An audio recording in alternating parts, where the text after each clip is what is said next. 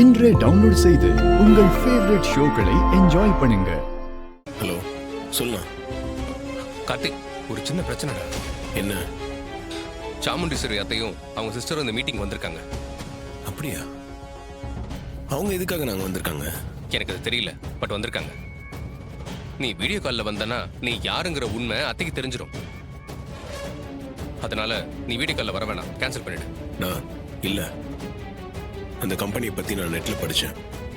அந்த கம்பெனியோட கொலாபரேட் பண்ண நல்ல ஃபியூச்சர் இருக்கும். நம்ம கம்பெனியை அடுத்த லெவல் கொண்டு போயிடலாம். இந்த சான்ஸை மிஸ் பண்ண வேண்டாம். அதெல்லாம் ஓகே கார்த்தி, கம்பெனிக்கு நல்லதுதான். ஆனா பர்சனல் லைஃப்ல உனக்கு ப்ராப்ளம் ஆயிடுமே. இல்லனா எப்பா என்னப்பா சொல்றாரு? ஒரு நிமிஷம் இருங்கண்ணா.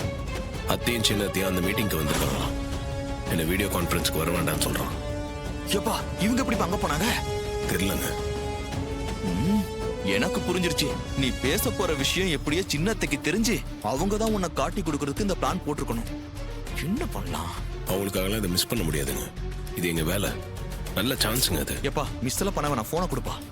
அண்ணா ஒரு நிமிஷம், மயில் பேசுறாராம், கொடுக்குறேன். பிரதர், சொல்லுங்க. இங்க பாருங்க, சகல மீட்டிங்ல பேசுறத கேன்சல் பண்ண வேண்டாம், சகலம் பேசட்டும். அது எப்படிங்க? கார்த்திக் பேசினா உண்மை தெரிஞ்சிருமே உங்களுக்கு. எப்பா அதுக்கு நான் பக்காவா ஒரு ஐடியா வச்சிருக்கேன், அதை மட்டும் ஃபாலோ பண்ணுங்க, எல்லாம் ஒர்க் அவுட் ஆயிடும். என்ன ஐடியா அது?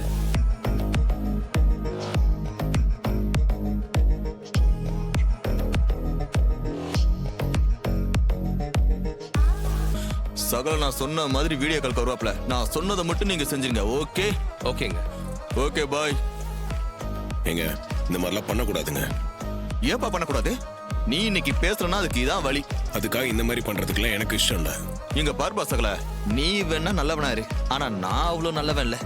நீ இன்னைக்கு மீட்டிங்ல பேசணும்னா நாம இந்த மாதிரி ஏதாவது பண்ணாதான் உண்டு.